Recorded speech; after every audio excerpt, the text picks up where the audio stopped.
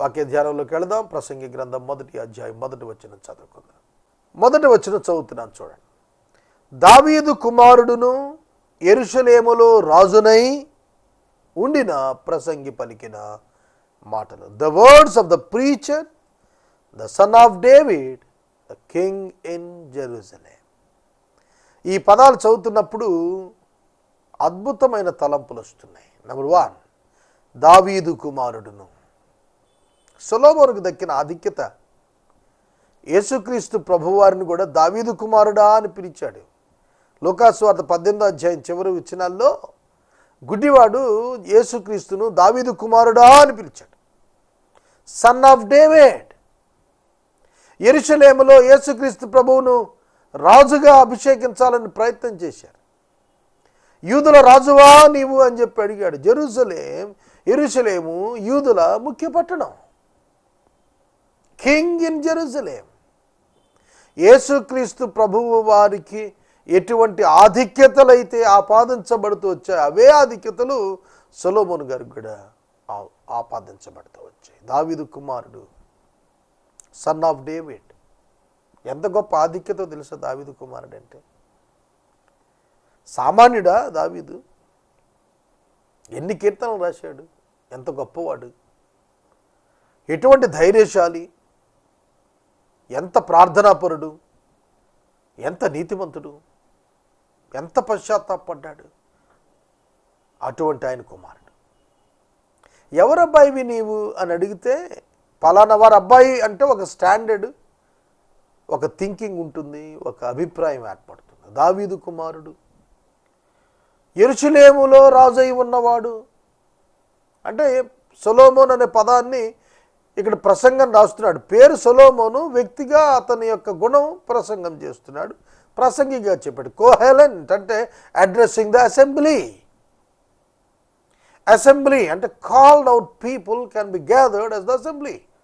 పిలువబడిన వారు ఒక చోట కూడుకున్నప్పుడు ఏర్పడిన సమాజము ప్రత్యేకించబడినటువంటిది. కోహెల్ అన్నారు, కోహెలెంట్. తరువాత ఎక్లీషియాస్టిస్. సంఘాన్ని ఎలా ప్రత్యేకించి చూపించాడు, అలా ప్రత్యేకించబడిన సమాజంతో మాట్లాడుతున్నాడు. ఏం అడ్రస్ చేస్తున్నాడు, ఎవరిని అడ్రస్ చేస్తున్నాడు, ఎవరి ఈయన ఉనికి ఏమిటి, ఈయన బ్యాక్గ్రౌండ్ ఏమిటి, ఈయన ప్రస్తుతం ఏమిటి? ఆయన రాజుగా ఉన్నాడు ప్రస్తుతాన. ఆయన పలానా ఆయన కుమారుడై ఉన్నాడు, ఉనికి కలిగిన వాడై ఉన్నాడు. కానీ పలుకుతున్నటువంటి మాటలు ఎటువంటి మాటలు పలుకుతున్నాడు? నిన్ను గుర్చిన ఇంట్రడక్షన్ ఎలా ఉంటుంది? ప్రసంగిని గుర్చిన ఇంట్రడక్షన్ దావీదు కుమారుడని, పలానా ఉద్యోగంలో ఉన్నాడని చెప్పారు. నీ గురించి ఏం చెప్పబడుతుంది? ఒకసారి ఆలోచించు. నా గురించి ఏం చెప్పబడుతుంది? నా గురించి చెప్పబడిన దానికి నేను మాట్లాడుతున్న దానికి నీ సంబంధం లేకపోతే ఏమిటి ప్రయోజనం?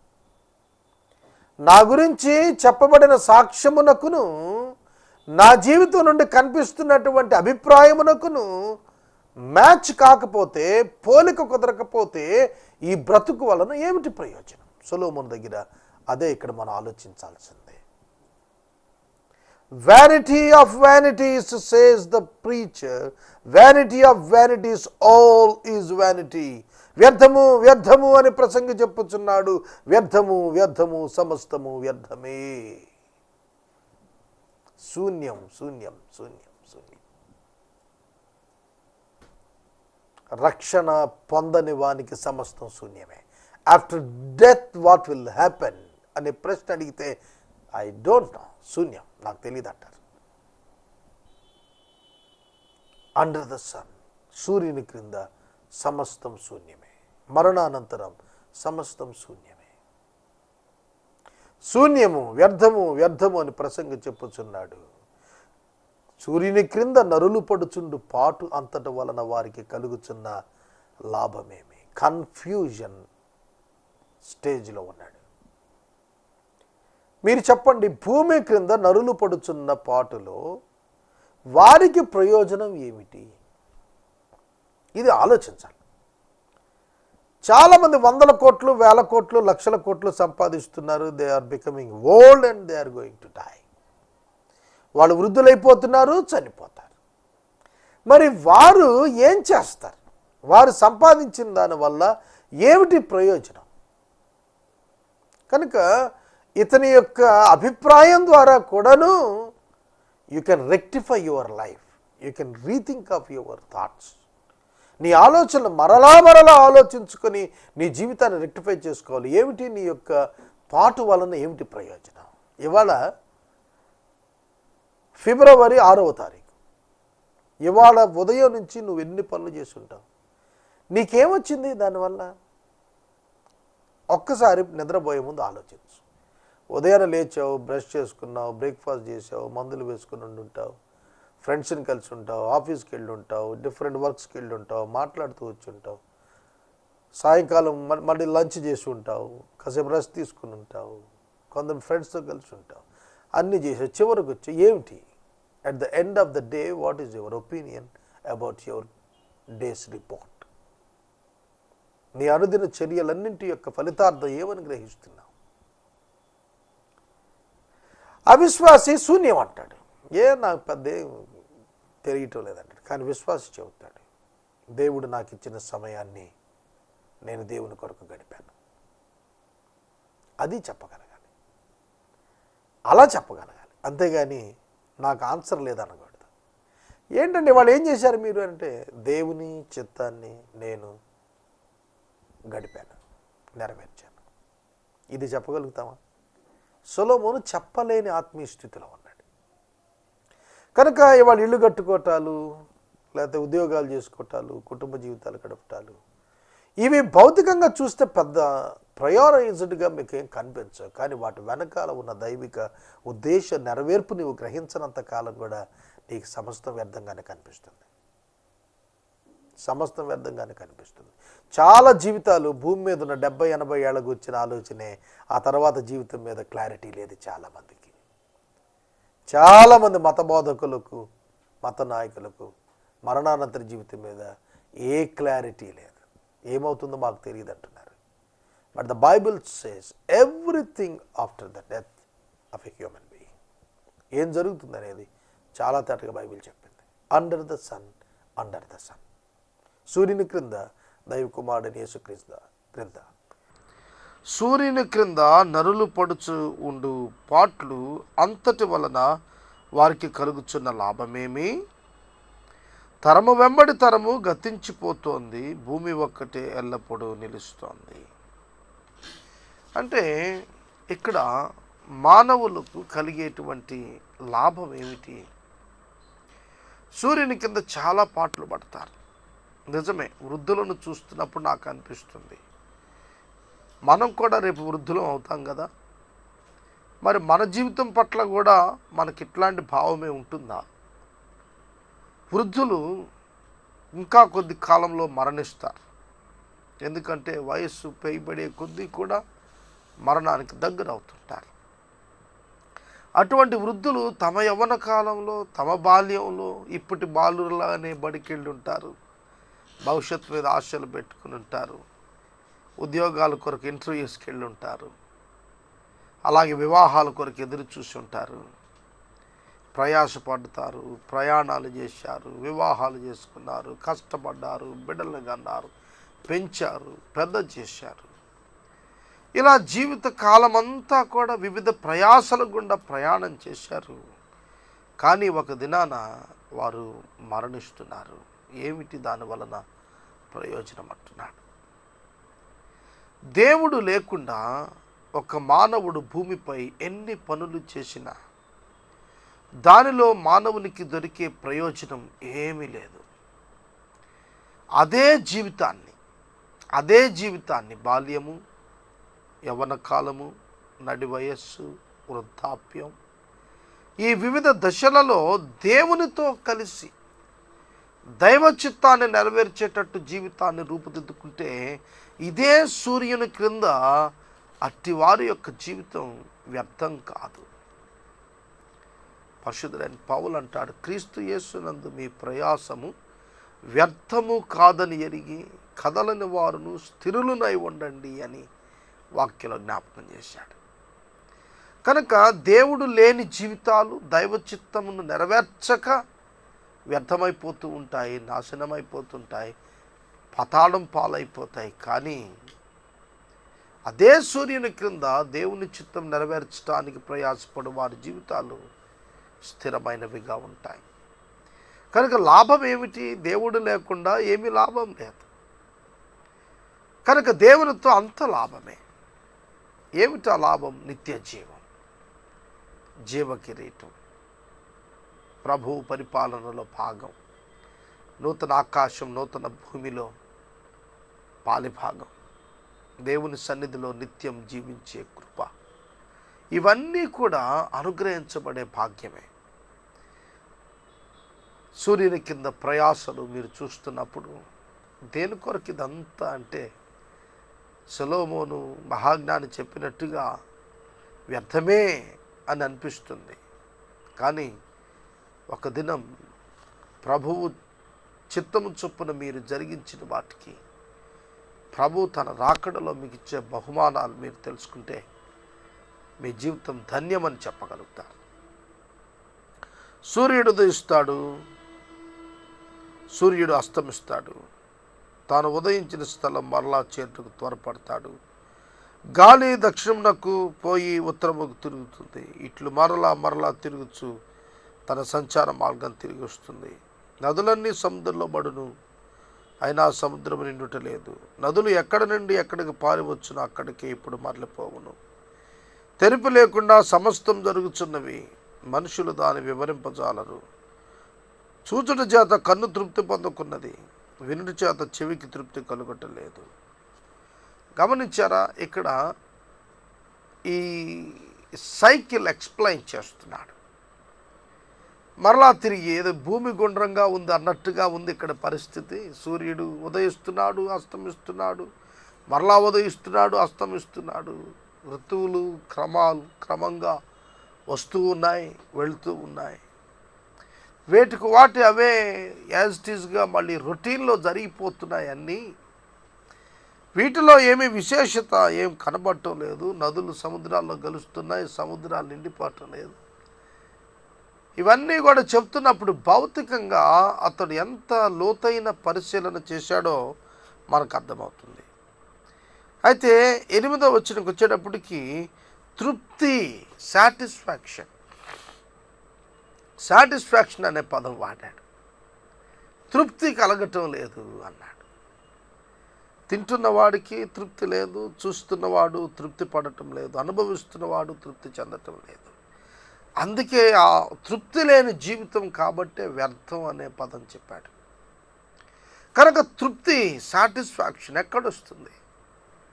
ప్రభువునందు వస్తుంది. నిజంగా ఈ దినం ఈ వాక్యం గుర్చిన ధ్యానం నేను చదివినప్పుడు ఒక నూతనమైన అవగాహన, నా హృదయంలో ఉన్న ఒక పజల్ లాంటి క్వశ్చన్స్కి ఆన్సర్ దొరికింది నాకు.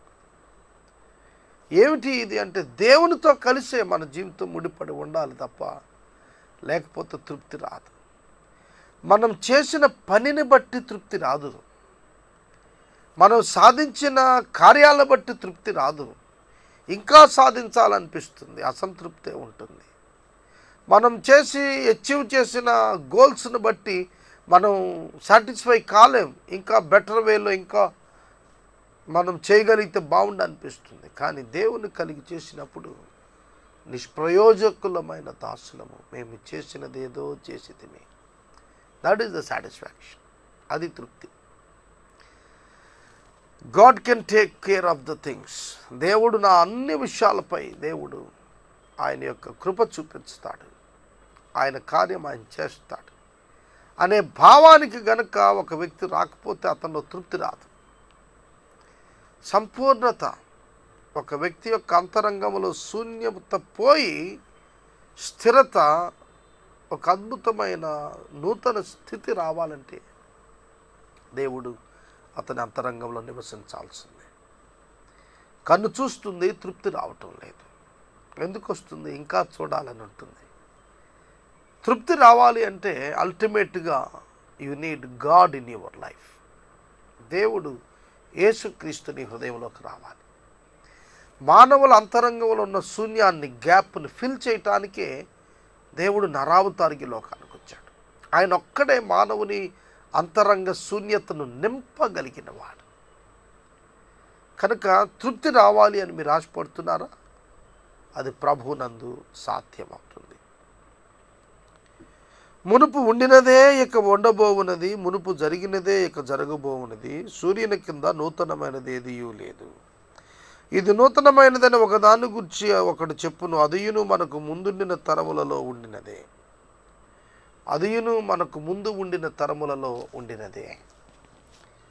తరాలు ఒక్కొక్క తరం మారుతూ ఉంటున్న కొలది అనేక నూతన విషయాలు వెలుగులోకి వస్తాయి. అవి ఎప్పటి నుంచి ఉన్నాయంటే ఎప్పటి నుంచో ఉన్నాయి. పూర్వీకులు వాటిని గూర్చినటువంటి విషయాలు ఇంతకు ముందే చర్చించారు, చెప్పారు అనేది ఇవాళ కాదు రేపైనా తెలుస్తుంది. కనుక పూర్వీకులు తరాల్లో ఏవైతే వచ్చాయో అవే వస్తున్నాయి. ఏ శ్రమలైతే మనుషులు అనుభవిస్తున్నారో గత కాలంలో అవే ఇప్పుడు అనుభవిస్తున్నారు. కనుక నూతనమైనది ఏం కనబట్టలేదు ఈ లోకంలో అన్నాడు. నూతనమైనది లేదు అని అతడు అంటంలో కారణం అతడు చూస్తున్న విధానం. అతడు నూతనమైన దాన్ని చూడగలిగితే ఖచ్చితంగా చూడగలిగేవాడే.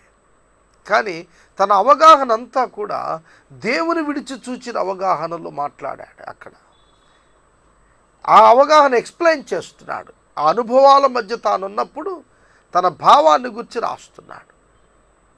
కనుక నూతనమైనది చూడలేమా? దేవుని సంఘం నూతనమైనది. దాన్ని చూచే నేత్రం ఎట్లా సాధ్యం? దేవుని ఆత్మ వలననే అది సాధ్యం. దేవుని కొరకు చేయాల్సినటువంటి గమ్యం, చేరాల్సిన గమ్యం, చేయాల్సిన పని, చూస్తున్న దర్శనం అది నూతనం. అవి అర్థమయ్యాలి అంటే దేవుని కలిగిన జీవితాలకి అవి తెలుస్తాయి. కనుక ఇక్కడ చెప్తున్న మాటలలో మన ముందుండిన తరాలలో ఉండిందే జరుగుతోంది అనేది ఈ లైఫ్ సైకిల్లో సంభవిస్తున్న అంశాలే ఇక్కడ మాట్లాడుతున్నాడు. అందుకనే ఈ మాటల్లో చెప్తున్నటువంటి మాట ప్రాముఖ్యంగా నూతనమైనది ఏది లేదు. ఇది నూతనమైనదని ఒకటి చెబితే అది ఇంతకు ముందే అది చెప్పబడుతూనే ఉంది అన్నాడు. సోదరుడా, సోదరి, సొలొమోను మహారాజు తన జ్ఞానమంతటి చొప్పున పరిశీలన చేసి ఒక్కో తరములో సంభవిస్తున్నవన్నీ కూడా అనేక తరాలలో వారికి సంభవించినవే అనే ఒక కంక్లూజన్ అక్కడ ఇస్తున్నాడు.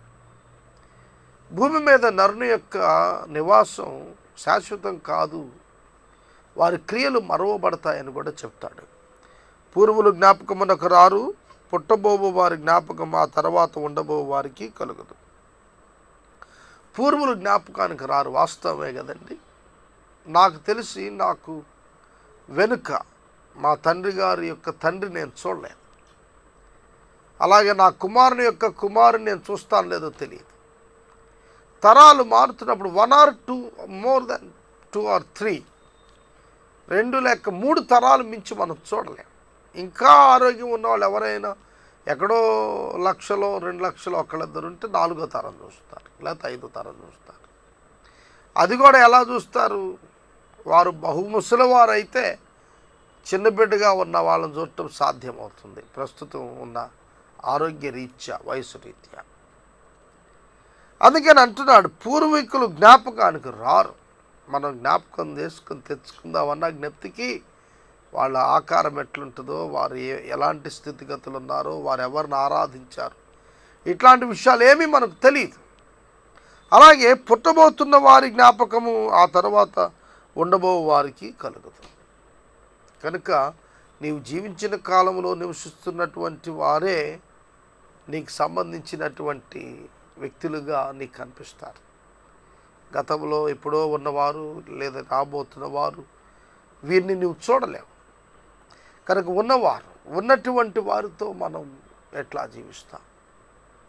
దేవుని కలిగినప్పుడు నీ తరములో ఉన్న ప్రజల పట్ల నీకు ఒక చక్కటి అవగాహన, ఒక చక్కటి హార్మనీ, ప్రజలతో నీకు ఒక చక్కటి సంబంధం నువ్వు ఏర్పరచుకోగలుగుతావు.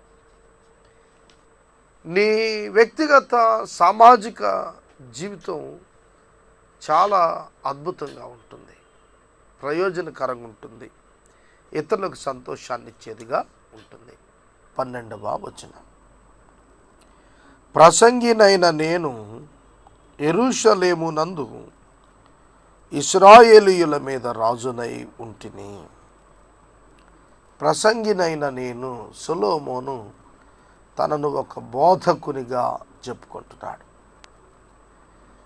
యెరూషలేము పట్టణములో క్రీస్తు పూర్వం 985-950 సంవత్సరాల మధ్య సొలొమోను రాజుగా ఉండినాడు.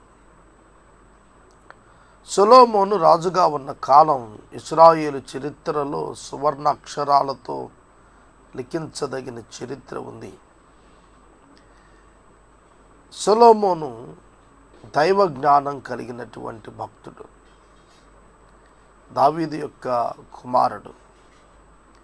40 సంవత్సరాలు పరిపాలన చేసిన ఘనుడైన రాజు. ఇతని యొక్క ఘనత ప్రపంచ నలుదిక్కుల కీర్తి వ్యాపించింది. భూదిగంతాల నుండి రాజులు సొలొమోను యొక్క ఖ్యాతి విని ఆయనను దర్శించడానికి వచ్చారు. షేబ దేశపు రాణి, దక్షిణ దేశపు రాణి సొలొమోను జ్ఞానం పరిశీలించడానికి స్వయంగా వచ్చినట్లు లేఖనం జ్ఞాపకం చేస్తోంది. ఇట్లాంటి ఘనుడైన రాజు అంటున్న మాట, ఆకాశము క్రింద జరుగునది అంతటిని జ్ఞానము చేత విచారించి తెలుసుకున్నట్టుకై నా మనస్సును నిలిపితిని. నా మనస్సును నిలిపితిని. మనస్సు నిలిపాడు, మైండ్ కాన్సన్ట్రేట్ చేస్తున్నాడు. తనకున్న నాలెడ్జ్ని, జ్ఞానాన్ని వినియోగించుకొని తన మనసు చేత పరిశోధించటం ప్రారంభించాడు. ఏం జరుగుతోంది ఈ లోకంలో అనేది ఆలోచన చేస్తున్నాడు.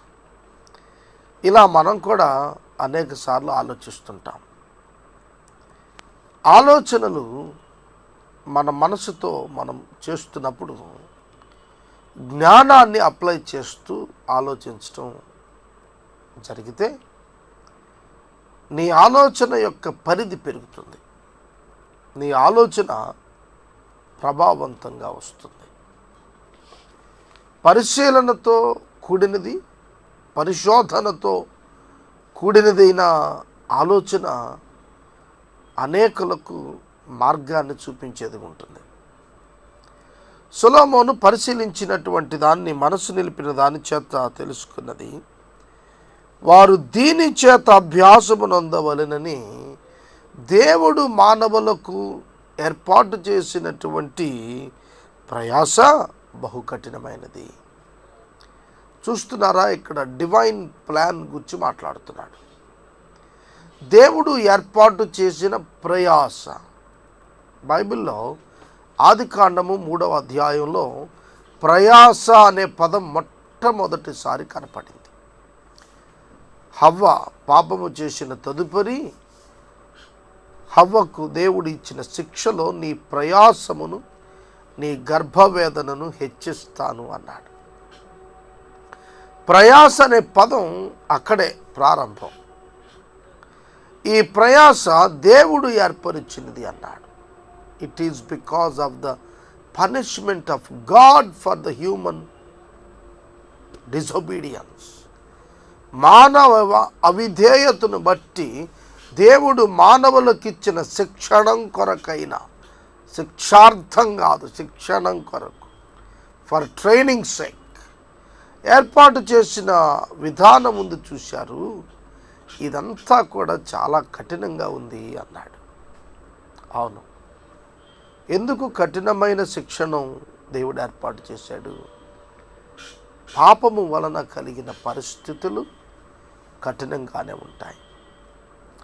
పాపము చేత కలిగిన పరిస్థితులు, దీని చేత అభ్యాసం పొందాలి. మానవుడు అభ్యాసము పొందాలి అంటే శిక్షణము పొందుటంటే మారు మనస్సు కొరకు తిరిగి దేవుని యొద్దకు రావటానికి మానవునికి ఒక ప్రయాస భూమి మీద ఏర్పాటు చేయబడింది.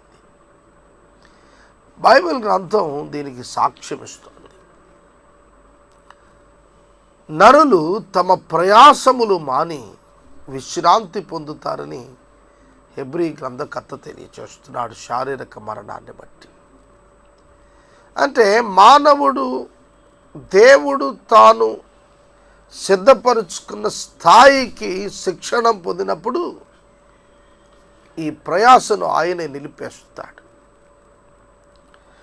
శారీరక మరణాన్ని బట్టి. అదే కాకుండా విశ్వాసి విషయంలో యేసుక్రీస్తును అంగీకరించిన వారి యొక్క ప్రయాస తీసివేయబడుతుంది. మత్తయి సువార్త 11వ అధ్యాయం 28వ వచనంలో అంటాడు, ప్రయాసపడి భారము మోస్తున్న సమస్త జిల్లారా నా యొద్దకు రండి, నేను మీకు విశ్రాంతినిస్తానన్నాడు. ఒకటి భూమి మీద ఉన్నటువంటి ప్రయాస, రెండు పాపము కారణంగా కలిగినటువంటి ప్రయాస. పాపము వలన కలిగినటువంటి ప్రయాస, పాపము వలన కలిగిన పరిస్థితుల వలన కలిగేటువంటి ప్రయాస, ఈ రెండింటి నుంచి కూడా విడుదల మానవునికి దేవుడే ఇవ్వాలి. కనుక ఒక అభ్యాసం నిమిత్తం దేవుడు వీటిని ఇచ్చాడు మనకు. ఇది మంచి జవాబు. ఏమిటండి ఈ కష్టాలు, విశ్వాసికి ఎందుకు ఇట్లాంటి పరిస్థితులు అనే ప్రశ్నలు చాలాసార్లు వింటుంటాం. యవ్వన కాలంలో భర్తను కోల్పోవటం, భార్యను కోల్పోవటం, యవ్వన బిడ్డలను వృద్ధాప్యంలో కోల్పోవటం, ఇట్లాంటి పరిస్థితులు, చేతికి అందొచ్చిన బిడ్డలు చనిపోవటం, కుటుంబంలో ఆర్థికంగా ఇబ్బందులు పాలవటం, వ్యాపారాల్లో చితికిపోవటం, భయాందోళనలు ప్రయాసగా కలిగి ఉండటం, ఇవన్నీ చూస్తున్నప్పుడు మానవుని యొక్క మనసులో మెదిలే ప్రశ్న, why all these are happening, ఎందుకు ఇవన్నీ జరుగుతున్నాయి అని అనిపిస్తుంది కదా. దానికి జవాబు, దేవుడు నీకు అభ్యాసం ఇస్తున్నాడు. తండ్రి శిక్షించని కుమారుడు దుర్బీజుడవుతాడు, హెబ్రీ గ్రంథంలో రాస్తున్నాడు. తండ్రి శిక్షించాలి, శిక్షణ అవసరం విశ్వాసికి. యెరూషలేమును పరిపాలన చేస్తూ ఇది పరిశీలించాలన్నాడు. They are the people of covenant. వారు నిబంధన జనులు. వారిని పరిశీలించి వారి ప్రయాస అభ్యాసం కొరకు అని, దాన్ని కఠినమైనదని, అది మనుషుల చేత తీసివేయబడదనేది ఇక్కడ సొలొమోను గ్రహించాడు. మీ కుటుంబంలో ప్రయాసలు ఉన్నాయా? వాటిని తప్పించుకోవటం కొరకు, ఆనందం కొరకు, సంతోషం కొరకు భిన్న మార్గాలు వెతుక్కుంటున్నారా? ఈ దినాల్లో అనేకులు అట్లా వెతుకుతున్నారు. ప్రయాస, నీ అభ్యాసం సంపూర్ణం కావాలంటే నీవు దేవునికి సమీపంగా రావాలి. నీవు ప్రభువుకు సమీపంగా వచ్చినప్పుడు నీ ప్రయాసను మాన్పుతాడు ఆయన తాను దాన్ని స్వీకరిస్తాడు, దానిని సరిచేయగలుగుతాడు. అంతేగాని వివిధ మార్గాల్లో నీకున్న శ్రమానుభవాలను మాన్పుకోవాలని ప్రయత్నిస్తే మరింత శూన్యత నీ జీవితంలో ఏర్పడి మరి అధిక ప్రయాస కలుగుతుంది. కొందరు తమ దుఃఖాన్ని మాన్పుకోవటానికి వ్యసనాలకు బానిసలవుతారు. వ్యసనాలను ఆశ్రయిస్తే తాత్కాలికంగా ప్రక్కదారి పడతారే కానీ సమస్యకు నివారణ రాదు. కనుక అట్లా కాకూడదు. ప్రభువు చెంతకు రావాలి. ప్రభువు యొక్క ఆశ్రయాన్ని హృదయపూర్వకంగా ఆహ్వానించగలిగితే మీ జీవితంలో ఉన్నటువంటి ప్రతి కష్టానికి నీకు కావలసిన కృపనిచ్చి, భరించే శక్తినిచ్చి, శ్రమను భరించి సులభంగా దాటి వెళ్ళగలిగే కృపను ఆయన అనుగ్రహిస్తాడు. సూర్యుని కింద జరుగుచున్న క్రియలన్నింటినీ నేను చూచి తిని, అవి అన్నీ వ్యర్థములే. సూర్యుని క్రింద జరుగుచున్నవన్నీ చూచాడట, క్రియలన్నీ. అవి అన్నీ వ్యర్థములే, వాటిని ఒకడు గాలికై ప్రయాసపడినట్లుగా ఉంది. చూడండి, తత్వం పెరిగే కొద్దీ, ఫిలాసఫీ అభివృద్ధి చెందే కొలది ఒక్కొక్క వ్యక్తిలో ఈ వైరాగ్యం కూడా అట్లానే అనిపిస్తుంది.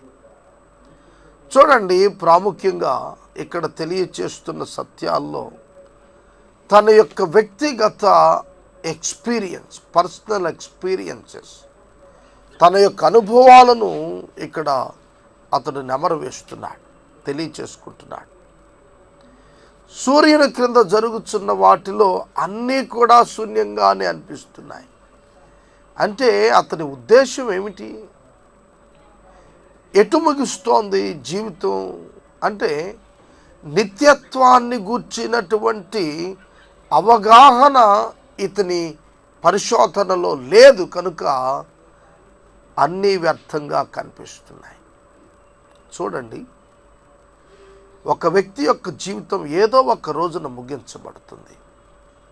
ఏదో ఒక రోజున ప్రతివాడు చనిపోతాడు. అతడు చేసినవి అన్నీ కూడా జ్ఞప్తికి రావు. అయితే బైబిల్ చెప్తుంది, క్రొత్త నిబంధనలో పరిశుద్ధాత్మ దేవుడు తన సేవకులైన అపోస్తలుల ద్వారా బయలుపరిచిన సత్యాల్లో సూర్యుని క్రింద జరుగు ప్రతి పని క్రీస్తు ప్రభువు యొక్క న్యాయపీఠం ఎదుట ఈ మానవులు ప్రత్యక్షమైనప్పుడు ఖచ్చితంగా అది మంచిదే కానీ చెడ్డదే కానీ దానిని బట్టి లెక్క అప్పగించు వారిగా వారు ఉంటారు అనేటువంటిది దేవుని యొక్క వాక్యంలో మనకు తెలియచేయబడుతుంది.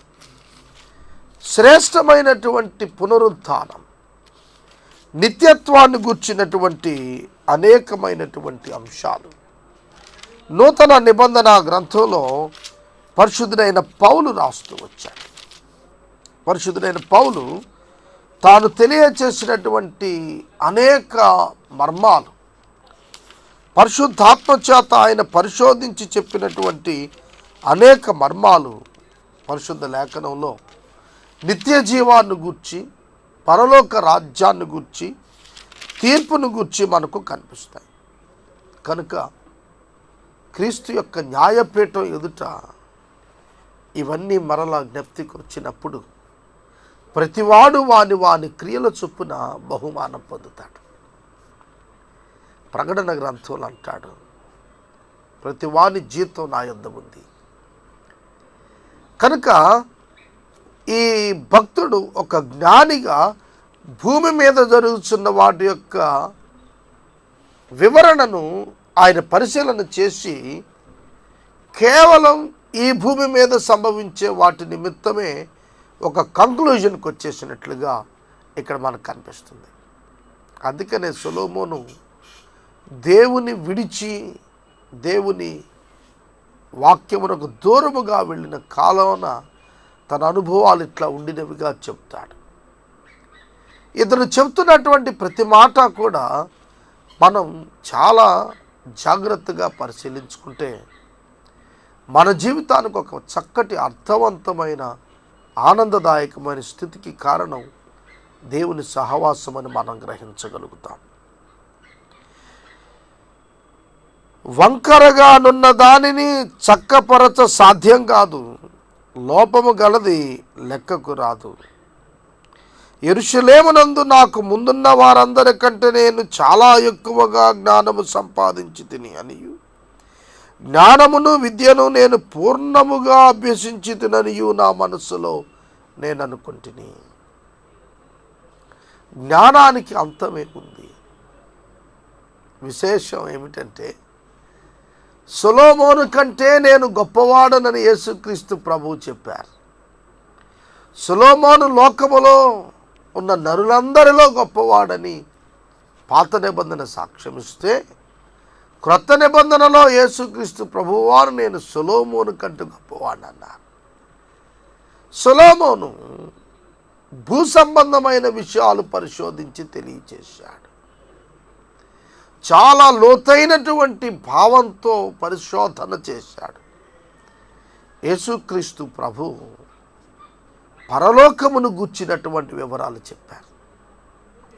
ఆయన చెప్పిన ఉపమానములన్నీ కూడా పరలోక రాజ్యాన్ని గూర్చినటువంటి అనేకమైన తేట అయిన అంశాలు ఆయన బోధిస్తూ వచ్చారు. కనుక ప్రభువు యొక్క బోధలో ఆయన జ్ఞానం, ఆయన పాండిత్యం పాఠశాల పాండిత్యం కాదు. ఆయన బోధలోని జ్ఞానం గమాలియేలు పాదముల వద్ద నేర్చుకున్న జ్ఞానం వంటిది కాదు. కొరింథియన్స్కు రాస్తూ 1 అధ్యాయం 30 వచనంలో యేసుక్రీస్తు దేవుని యొక్క జ్ఞాన ప్రత్యక్షత, ఆయన జ్ఞానం యొక్క ప్రత్యక్షత మానవుల మధ్య నరావతారిగా నివసించింది. కనుక పరిశుద్ధ లేఖనం ఆ సొలొమోను పాత నిబంధనలో తాను చెప్పిన మాటలు, నేను సంపూర్ణ జ్ఞానం అభ్యసించానని అనుకున్నాడు. మరి ఈ సంపూర్ణ జ్ఞాని మరణానంతర జీవితం గురించి, నిత్య జీవాన్ని గురించి ఏమీ చెప్పలేకపోయాడు. ఎన్నడూ నీ మనసులో జ్ఞానివని నీవు అనుకొనవద్దు అని ఆయనే అంటూ, నేను జ్ఞానం సంపాదించాలని అనుకున్నానని తన యొక్క మనసును తాను తప్పిపోయిన విధానాన్ని తాను జ్ఞాపకం చేస్తున్నాడు. నా మనసు నిలిపి జ్ఞానాభ్యాసమును, వెర్రితనమును, మతిహీనతను తెలుసుకున్నట్టుకు ప్రయత్నించి తిని, అయితే ఇదియు గాలికై ప్రయాసపడుటయే అని తెలుసుకుంటుని. ఈ లోకంలో నీవెన్ని తెలుసుకున్నా దేవుని తెలుసుకోకపోతే శూన్యం అని చెప్తున్నాడు.